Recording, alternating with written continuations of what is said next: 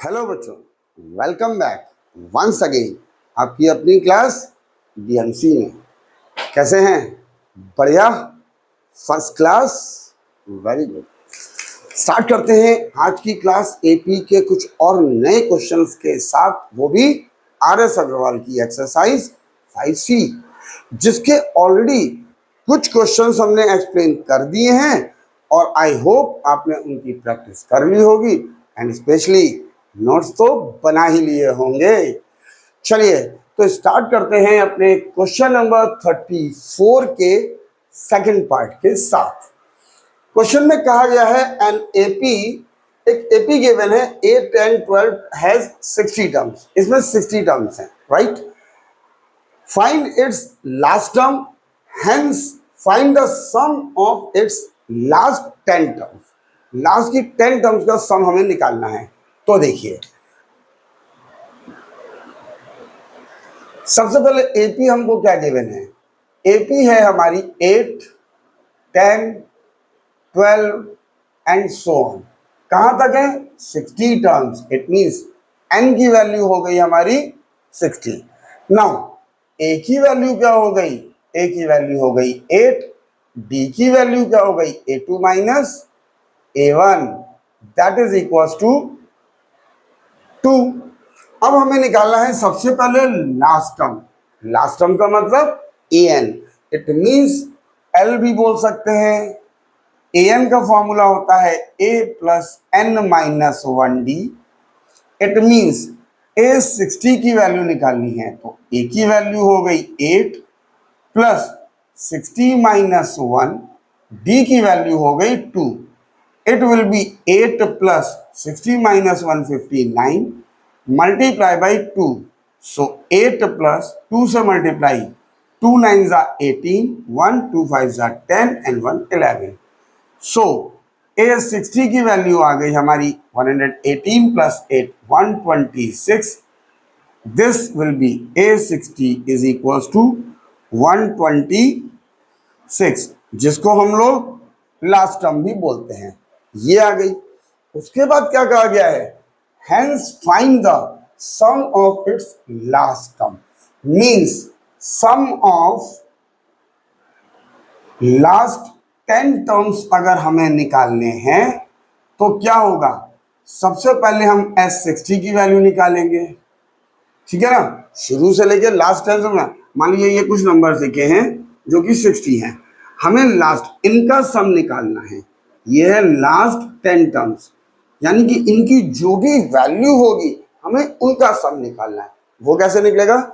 सबसे पहले क्या करते हैं, इन 60 टर्म्स का सम निकाल लेते हैं, ठीक है? और उसमें से ये वाले 50 टर्म्स हम माइनस कर देते हैं इनका सम। जब हम पूरे 60 में से शुरू के 50 टर्म का सम माइनस करेंगे तो हमें लास्ट 10 टर्म्स का सम निकल आएगा। Got it? तो S60 में से S50 माइनस करते हैं। अब S60 के लिए फॉर्मूला हम लगा देते हैं n/2 a plus l, minus S50 के लिए लगा लेते हैं n/2 2a plus n minus 1 b। ये हो जाएगा, ठीक है? तो n की वैल्यू कितनी है? 60/2। a की वैल्यू कितनी है? 8। l की वैल्यू अभी हम लोगों ने निकाली 126। ये तो हो गया 60 टर्म का सम, माइनस अब यहाँ पे 50 टर्म्स का सम है तो 50/2 in the bracket 2a, a की वैल्यू अगेन 8 प्लस 50 माइनस 1 और d की वैल्यू हमारी कितनी है? 2। यहां पर ये आ गया। अब इसको सॉल्व करते हैं। ये cancel, it will become 30 multiply by इन दोनों का सम हो गया 134। दिस इज माइनस 2 से ये cancel 25, 2 8s are 16 plus 50 minus 149 multiply by 2। ये आ गया, ठीक है? अब इसको सिर्फ कैलकुलेट करना है और हमारा आंसर हमें मिल जाएगा। तो इससे मल्टीप्लाई करते हैं, 3 से मल्टीप्लाई करते हैं, सॉरी ये 126 यहाँ पे है। 3 से मल्टीप्लाई करते हैं, 3 4 12 2 1 3 3 ज़ा 9 1 10 0 1 3 1 ज़ा 3 एंड 4 और ये वाला 0 ये आ गया -25 16 प्लस 49 2 ज़ा 98 सो 4020 -25 मल्टीप्लाई बाई इनका सम कितना हो गया 8 6 14 1 कैरी 10 और 1 11 नाउ 4020 माइनस इनका मल्टीप्लाई 25 4 ज़ा 100 0 10 कैरी 25 1 ज़ा 25 प्लस 10 35 5 3 कैरी 25 1 ज़ा 25 प्लस 3 28 ये आ गया।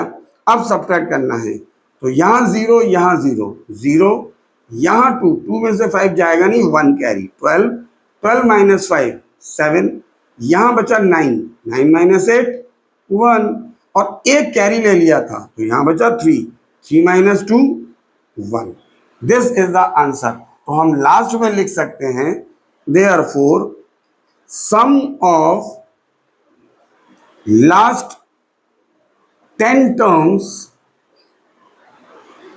be 1170. This is our required answer. Got it? Easy है ना? तो प्रैक्टिस साथ साथ करते चलिएगा, वो मोस्ट इंपॉर्टेंट रूल है। ठीक है ना? जब प्रैक्टिस करेंगे तो नोट्स ऑटोमेटिकली बनते चले जाएंगे। ठीक है, चलिए फिर नेक्स्ट क्वेश्चन लाते हैं। क्वेश्चन नंबर 35 में क्या कहा गया है? The sum of first n terms of two APs are in the ratio 3n plus 8 is to 7n plus 14. Find the ratio of their 12th term. It means दो अलग अलग AP हैं जिनके n terms का सम का ratio ये दिया हुआ है। हम मान लेते हैं दो अलग अलग AP हैं तो एक का सम मान लेते हैं S और एक का सम मान लेते हैं S डैश। इनका रेशियो गिवन है 3n plus 8 upon 7n plus 15। ये हमको गिवन है और हमको रेशियो निकालना है उनके 12th टर्म का, सम का नहीं निकालना है, 12th टर्म का ये रेशियो निकालना है।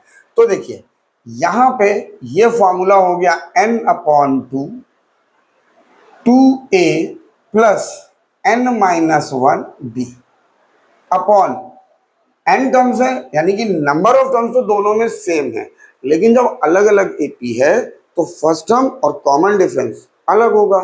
तो हम क्या करते हैं n/2 तो यही लिख लेते हैं, फर्स्ट टर्म को हम यहाँ पे लिख लेते हैं कैपिटल A से और कॉमन डिफरेंस को हम लेते हैं कैपिटल D से, which is equals to 3n plus 8 upon 7n plus 15। ये हो गया।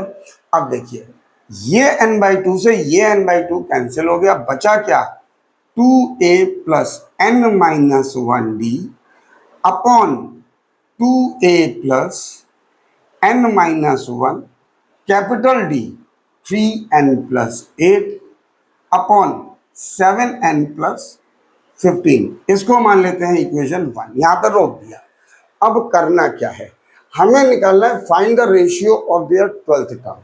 तो देखिए पहली वाली जो एपी है, दो एपी अलग अलग है, उसका हम लोग 12th टर्म निकालते हैं तो क्या आएगा a प्लस 11d ये आएगा, और दूसरी वाली का अगर हम 12th टर्म निकालते हैं तो a प्लस कैपिटल D ये आएगा। इट मीन्स यहां पर a प्लस 11d आना चाहिए, ठीक है ना, तभी तो हम लोग उसको a12 लिखेंगे।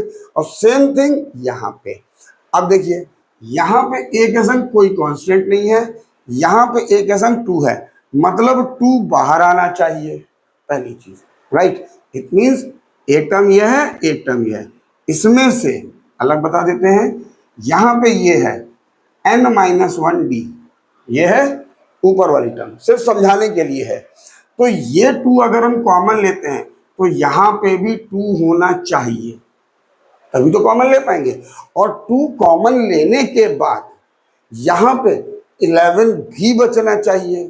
तो बेसिकली यहाँ पर होना क्या चाहिए, यहाँ पर 11 बचना चाहिए, 2 कॉमन आना चाहिए। इट मीन्स अगर हम इसको 22 ले लेते हैं इस वैल्यू को, तो ये हो जाएगा 2 कॉमन लिया, ये प्लस 11d, देखिए यही तो बचा। इट मीन्स इस n-1 की जगह 22 आना चाहिए, तो हमारी ये टर्म बन जाएगी, ठीक है कि नहीं। तो इस n-1 की वैल्यू 22 होनी चाहिए। इट मीन्स n की वैल्यू 22, 1 को इधर ले आते हैं 23, ये लॉजिक है, ठीक है। तो हम यहां क्या करेंगे, on putting n is equals to 23, तो देखिए यहां पे हो गया 2a plus 23 minus 1d upon 2 capital A plus 23 minus 1 capital D, ये आ गया। अब यहां पे भी n है तो 3 मल्टीप्लाई बाई 23, क्योंकि n की वैल्यू तो 23 रखनी है, plus 8 upon 7 multiply by 23 plus 50, ये आ गया। अब इसको सॉल्व करते हैं तो 2a plus 23 minus 1 22d upon 2a plus 23 में से 1 गया 22 capital D is equal to, इसको मल्टीप्लाई किया 3 3 जा 9, 3 2 जा 6 प्लस 8 अपॉन 7 3 जा 21, 2 कैरी 7 2 जा 14 और 2 16 प्लस 50, ये आ गया। अब ये 2a 2 कॉमन आ रहा है यहां से, ठीक है कि नहीं, इसमें से हमने 2 कॉमन ले लिया, राइट। तो अब हम इसको रब कर दे रहे हैं, फिलहाल स्पेस चाहिए, तो यहां से 2 कॉमन लेते हैं, ये भी रब कर देते हैं। ये आपने समझ लिया है, आप वीडियो बैक करके फिर से देख सकते हो अगर जरूरत है तो यहां से 2 हमने कॉमन लिया, ये बच गया a plus 11d upon 2 capital A plus 11d is equal to, इनका सम कितना आएगा 69 प्लस 8 दैट विल बी 77, और नीचे 116 1 प्लस 15 516 एंड 16 1 17, इट मीन्स 176, ये आ गया। अब देखिए 2 से 2 कैंसिल हो गया, बचा क्या a plus 11d upon capital A plus 11d, और ये कैंसिल हो रहा है 11 से, 11 7 जा 11 1 जा 6 बचा 66 दिस मच, 7 अपॉन 16, ये आ गया। अब a प्लस 11d क्या था हमारा, small a 12 upon a plus capital this much a 12 which is equal to 7 upon 16, और we can say a 12 is to capital A 12 is equal to 7:16, क्योंकि ratio की फॉर्म में पूछा गया है तो हमने आंसर भी रेशियो की फॉर्म में लिख दिया। तो लास्ट में फाइनली आप लिख सकते हो therefore ratio of their 12th term be 7/16, this is the required answer। Easy, बस यहां पे ये समझना था कि हम n की वैल्यू क्या रखें, उसके बाद तो कैलकुलेशन है वो बहुत इजी हो जाती है, ठीक है कि नहीं, समझ में आ गया होगा आई होप। चलिए फिर नेक्स्ट क्वेश्चन की तरफ मूव करें। Question number 36, the sum of 4th and 8th term of AP is 24 and sum of 6th and 10th term is 44, find the sum of its first 10 terms। मतलब कोई एक AP है जिसके 4th term और 8th term का सम 24 है, ठीक है जी। तो क्या कहा गया है, क्वेश्चन में कहा गया है 4th टर्म मतलब A4, 8th टर्म मतलब A8, इनका सम दिया हुआ है 24। तो हम इसको क्या लिख सकते हैं, a प्लस 3d प्लस इसको लिख सकते हैं a plus 7d which is equal to 24. a plus a 2a plus 3 plus 7 10d is equal to 24. 2 common आ रहा है तो a plus 5d is equal to 24. 2 से कैंसिल, ये आ गया 12. It means a plus 5d की वैल्यू आ गई हमारी 12. Suppose this is equation 1. अब उसके बाद क्या कहा गया है, and the sum of 6th and 10th term, it means a6 plus 10th term a10 is equal to 44. ये आ गया. अब a6 को क्या लिखते हैं, a plus 5d plus a10 को a plus 9d is equal to 44. Now a plus a 2a 5 plus 9 14d is equal to 44. 2 common, a plus 7d is equal to 44. 2 से cancel 22. So a plus 7d is equals to 22. This is equation 2. Got it? Now we have two equation, simultaneous linear equation की तरह हम यहां से a और d की value निकालेंगे. कैसे, देखिए. This is equation 2. First equation, a plus 5d is equals to 12. Second equation, a plus 7d is equals to 22. Subtract, minus minus minus, ये कैंसिल आउट. प्लस ए माइनस ए कैंसिल हो गया. अब यहां पे क्या बचा, plus 5d minus 7d minus 2d. 22 में से 12 गया, माइनस 10. माइनस से माइनस कैंसिल, d की value 10/2 cancel out, it will B 5. So d की वैल्यू आ गई हमारी 5. अब d की वैल्यू को इक्वेशन 1 में रख देते हैं. तो on putting value of d in equation 1, तो यहां पे रखते हैं a प्लस 5d, d की वैल्यू 25 इज इक्वल टू 12. ये आ गया. So a plus 25 is equal to 12. इसको शिफ्ट कर देते हैं. 12 minus 25 which is equal to minus 13. a की वैल्यू माइनस 13. ये आ गई. हमको निकालना क्या है, find the sum of first 10 terms. Means n की वैल्यू है 10, हमें 10 टर्म्स का सम निकालना है. तो ठीक है भाई, S10 that is equal to, formula पहले लिख लेते हैं, n/2 2a plus n minus 1d. ये हो गया.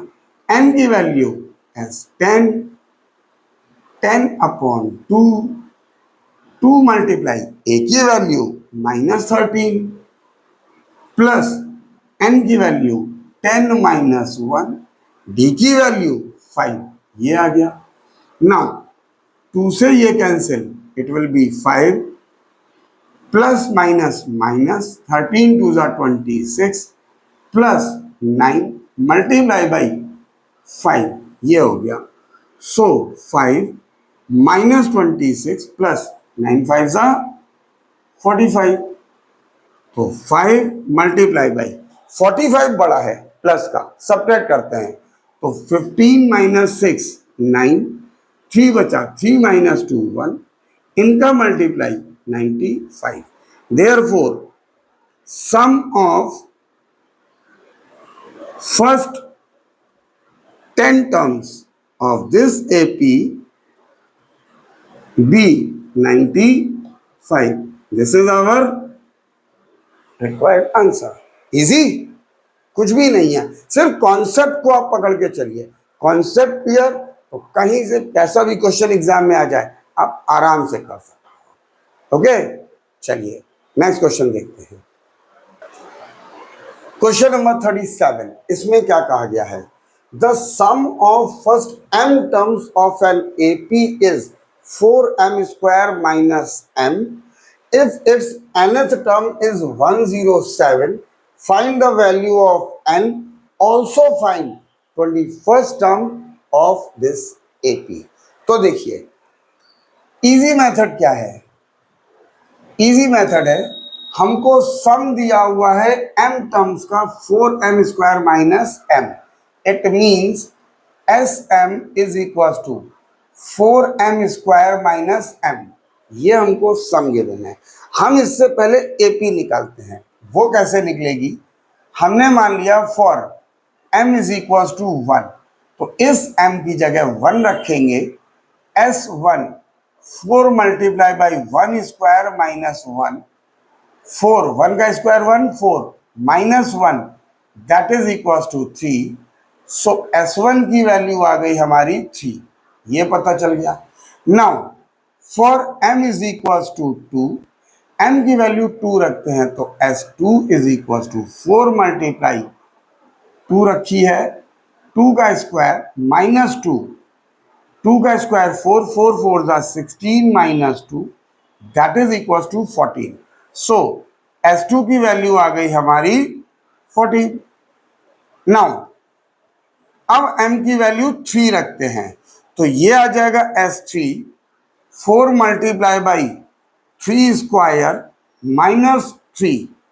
सो 3 स्क्वायर मतलब 9, 9 4 जा 36 minus 3 that is 33. So S3 की वैल्यू आ गई 33. This much clear. अब इसके बाद जब हमको S1, S2, S3 पता चल गया है, हम इसकी हेल्प से A1, A2, A3 की वैल्यू निकालेंगे. देखिए कैसे. S1 की वैल्यू गिवन है 3, और S1 का मतलब क्या हुआ? A1, तो A1 की वैल्यू 3. S1 का मतलब क्या हुआ? शुरू की एक टर्म का सम, मतलब A1. सम तो होगा ही नहीं. नाउ S2 की वैल्यू गिवन है 14. It means A1 plus A2 is equal to 14. A1 की value 3 plus A2 that is equal to 14. इसको इधर ले गए, A2 is equal to 14 minus 3 that is 11. So A2 की वैल्यू हमको पता चल गई 11. ये आ गया. नाउ S3 की वैल्यू है 33, मतलब शुरू की 3 टर्म का sum A1 plus A2 plus A3 is equal to 33. A1 plus A2 को हम लिख सकते हैं S2 प्लस A3 33. S2 की value 14 plus A3 is equal to, यहाँ पे इज इक्वल टू है 33. इसको इधर शिफ्ट कर दिया, A3 33 minus 14 which is equal to 19. A3 की वैल्यू हो गई हमारी 90. A3 पता चल गया. अब देखिए, अब इसके बाद AP हमारी क्या हो गई? AP हो गई हमारी 3, 11 एंड 19 एंड सो ऑन. ये आ गया. ठीक है ना. अब A की वैल्यू यहां से क्या है? 3, और D की वैल्यू क्या है? 11 minus 3 that is equal to 8. और nth टर्म ये दिया गया है, nth टर्म की वैल्यू है 107. It means an is equal to 107. an का formula a plus n minus 1d is equal to 107. a की value 3 plus n minus 1, d की वैल्यू 8, 107. 3 को इधर ले चलते हैं, n minus 1 8, 107 minus 3 that is 104. तो n माइनस 1 104, 8 इसके नीचे, 8 1 जा 8, 24 30. सो n की वैल्यू 13, 1 इधर shift plus 1 that is equal to 14. So what we have to find the value of n. n की वैल्यू आ गई 14। अब हमको निकालना है 21st term. So A21 is equal to A plus 20D। ये कॉन्सेप्ट ऑलरेडी हम बहुत सारे पिछले वीडियो में एक्सप्लेन कर चुके हैं कि डायरेक्ट कैसे लिखा जाता है। तो A की वैल्यू हमारी है 320 मल्टीप्लाई बाई D की वैल्यू है 8 multiply 3 plus multiply 160, it will be 163. So A21 की वैल्यू आ गई हमारी 163. This is our required answer. Easy है ना? चलिए फिर आप नोट्स बना रहे हैं, वेरी गुड। हम अपने अगले क्वेश्चन पे चलते हैं। Question number 38, the sum of first q terms of an AP is 63q minus 3q square. If its pth term is minus 60, find the value of p, find the 11th term of its AP. Same previous one. ये कैसे होगा देखिए, q terms का सम of, वहां पे n था, यहां पे q है, ये दिया हुआ है। It means s q is equals to 63q minus 3q square, ये हो गया। तो अगेन जैसे पिछले क्वेश्चन में हमने एपी बनाई थी, पहले एपी बनाते हैं। तो फॉर q की वैल्यू 1 रखते हैं, तो ये हो जाएगा s1 is equal to 63 multiply by 1 minus 3 multiply 1 square. So it will become 63 minus 3, that is equals to 60. S1 की वैल्यू आ गई हमारी 60। क्लियर? अब Q की वैल्यू 2 रखते हैं, तो Q is equals to 2, S2 is equals to 63 multiply by 2 minus 3 into 2 square, multiply किया, 2 3 ज़ा 6, 2 6 ज़ा 12, माइनस 2 2 ज़ा 4, 3 ज़ा 12, सब्ट्रैक्शन 6 में से 2 4, 12 माइनस 1 11। सो S2 की वैल्यू आ गई 114, ये हो गया। नाउ अब हम Q की वैल्यू 3 रखते हैं, तो S3 is equal to 63 multiply by 3 minus 3q square, 3 into 3 square. So 3 3 ज़ा 9, 3 6 ज़ा 18 माइनस 27, इट विल बी 9 7 2 18 2 16, ये आ गया। सो S3 की वैल्यू कितनी आ गई? 162। दिस विल बी राइट, भैया जी 9 7 2 18 2 16। अब हम निकालने जा रहे हैं एपी। तो पहले A1, S1 की वैल्यू हमको दी हुई है 60, इट मींस A1 की वैल्यू हो गई हमारी 60। फर्स्ट टर्म हमको ये पता चल गई, शुरू की दो टर्म के सम को S2 बोलते हैं। It means S2 is equals to 114। So A1 plus A2 is equals to 114। A1 की वैल्यू 60 प्लस A2 हमको निकालना है 114, इसको इधर ले गए, 114 minus 60, that is equals to 4 and 5। A2 की वैल्यू हमको पता चल गई 54, ये आ गई। नाउ S3 की वैल्यू कितनी है? S3 is equals to 162. It means A1 plus A2 plus A3 is equals to 162. A1 plus A2 को हम लोग बोलते हैं S2, A3 162, S2 की वैल्यू कितनी है? 114। So 114 plus A3 is equals to 162, इसको इधर ले गए, A3 की value 162 minus 114, what it will come? It will be 12 minus 4 8, 50 minus 48, so A3 की वैल्यू आ गई हमारी 48। देयरफॉर रिक्वायर्ड AP क्या हो गया, देयरफॉर AP हमारी बन गई 60, 54, 48, 60, 54, 48 एंड सो ऑन। क्लियर। अब देखिए यहां से A की वैल्यू हमको पता चल गई 60 और D की value A2 minus A1 minus 6। पीएथ term की वैल्यू दी है माइनस 60, सो AP की वैल्यू हो गई हमारी माइनस 60।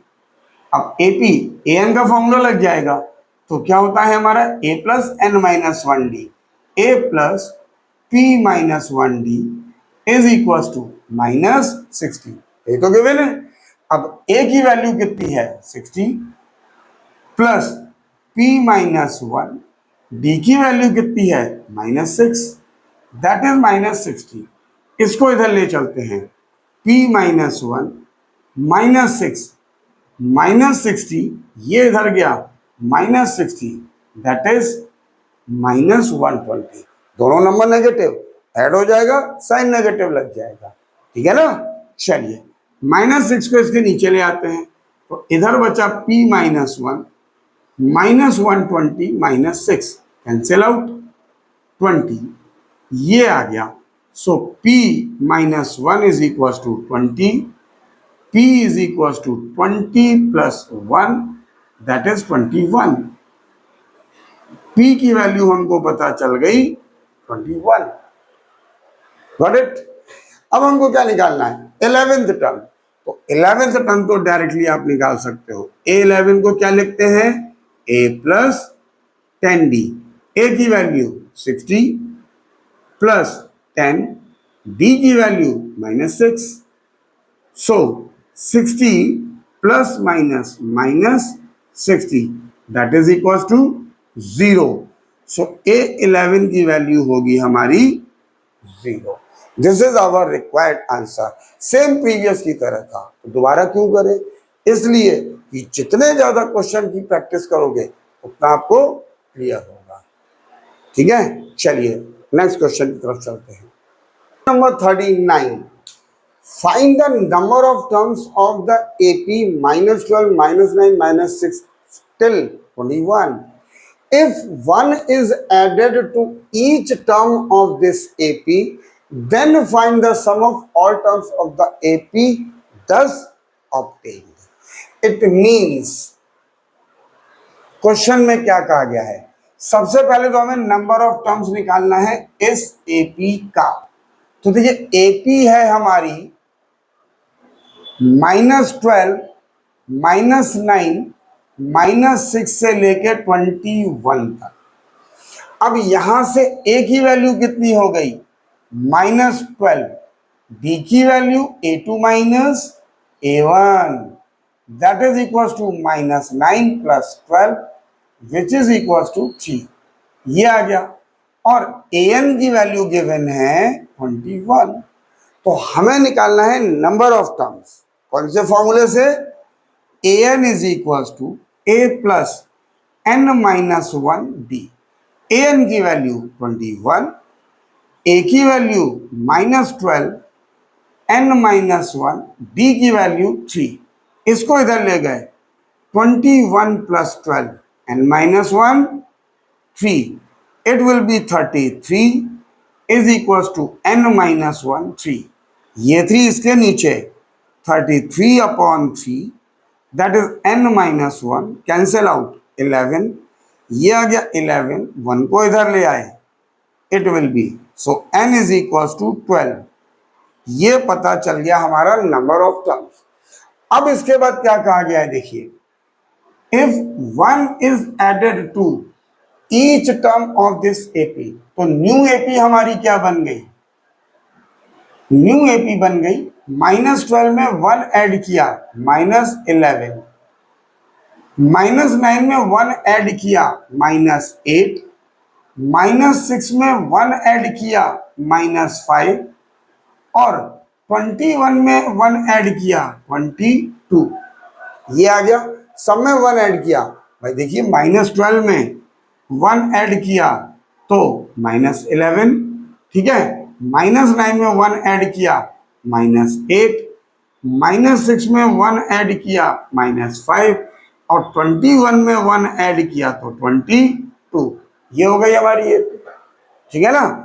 इसको रब कर देते हैं। अब देखिए यहां से ए की वैल्यू आ गई -11, डी की value -8 minus -11, -8 plus 11 that is 3, और नंबर ऑफ टर्म्स तो हमारे 12 ही रहेंगे, वो थोड़ी ना चेंज हो रहे हैं। जितने नंबर ऑफ टर्म्स है सिर्फ एपी में 1 ऐड करके नई एपी बन गए, नंबर ऑफ टर्म्स चेंज नहीं हो रहे हैं। तो सम निकालना है, S n is equal to n upon two a plus l। It means S n की वैल्यू 12, 12 अपॉन टू a की वैल्यू -11 प्लस l की वैल्यू, l बोले तो यहां से l जिसको हम an बोलते हैं दैट इज 22, ये यहां पे रख दिया 22। नाउ ये cancel, 6, 22 minus 11, 11, which is equals to 66. So, sum of 12 terms of new AP will be 66. Got it? चलिए फिर हम जल्दी से नेक्स्ट क्वेश्चन लेके आते हैं। Question number 40। Sum of first 14 terms of an AP is 1505 and its first term is 10. Find its 25th term। तो देखिए इस क्वेश्चन में क्या कहा गया है। सबसे पहले सम दिया गया है 14 टर्म्स का 1505, जिसकी फर्स्ट टर्म है 10, ठीक है। इट मींस ए की वैल्यू है हमारे पास 10 और सम 14 इज इक्वल टू 1505। इसमें फॉर्मूला कौन सा यूज होने वाला है, that is S n is equal to n upon two a plus l. तो n की जगह है 14, it means 14 upon two a की वैल्यू 10 प्लस l 1505, ये आ गया। 2 से ये cancel, 7, 10 plus l is equal to 1505। 7 इसके नीचे, 10 plus l 1505 upon 7, 7 2s are 14, 1, 7 1s are 7, 7 5s are 35। 10 plus L is equals to 215. L is equals to 215 minus 10, which is equals to 205। This is L। और L क्या होता है, nth term an is equal to 205, और nth term कितना है यहाँ पे n, that is 14। So a14 की वैल्यू हो गई 205, ये आ गया। अब इससे हम d की वैल्यू निकालेंगे, कैसे, a14 है 205, means a plus 13d is equal to 205। a की वैल्यू कितनी है 10 प्लस 13d 205, 10 को इधर ले गए, 13d is equals to 205 minus 10, so it will be 195। ये 13 इसके नीचे, 195 upon 13, 13 1s are 13, 65, 15। So d की वैल्यू पता चल गई 15, ये आ गया। अब हमें क्या निकालना है, 25th टर्म। तो a25 is equal to a plus 24d, a की value 10 plus 24 multiply by 15, so it will be 10 plus 06, after addition it will be 370। So 25th term of this AP बी 370। This is the solution of this question. Got it? चलिए फिर next question देखते हैं। Question number 41। अब देखिए इसमें क्या कहा गया है, find the sum of first 51 terms of an AP whose second and third terms are 14 and 18 respectively। तो ये तो बहुत आसान हो गया, मतलब क्वेश्चन नंबर 41 इतना आसान, नॉट पॉसिबल। चलिए क्या, सेकेंड टर्म 14, तो A2 की वैल्यू हो गई हमारी 14। It means A plus B is equal to 14, equation 1। And third term is equal to 18, तो थर्ड टर्म का मतलब A3 की value 18, so A plus 2B is equal to 18। This is equation 2। Now इन दोनों equations को हम solve करते हैं, तो it will be A plus B is equal to 14, A plus 2B is equal to 18, ये आ गया। अब इन दोनों को सॉल्व करके A और D की वैल्यू निकालते हैं, तो माइनस माइनस माइनस ये cancel out, plus D minus 2D minus D, 18 minus 14 4, minus minus से माइनस कैंसिल, D की वैल्यू 4, ये आ गई। अब D की वैल्यू को हम इक्वेशन 1 में रख देते हैं, तो on putting value of D in equation 1, so A plus D, A plus B की वैल्यू 4 इज इक्वल टू 14, इसको इधर शिफ्ट किया, 14 minus 4 that is 10, so A की वैल्यू आ गई हमारी 10, ये आ गई। A और D हमको पता चल गया, हमको क्या निकालना है, 51 टर्म्स का सम। तो Sn का formula n upon 2 2a plus n minus 1d, ये हो गया। It means S 51 upon 2 2a, a की वैल्यू हमारी 10 प्लस 51 माइनस 1, b की वैल्यू 4, ये आ गया। So it will be 51 upon 2, 2 multiplied by 10 plus 51 minus 1, 50 multiplied by 4. So 51 upon 2 multiply 20 plus 200.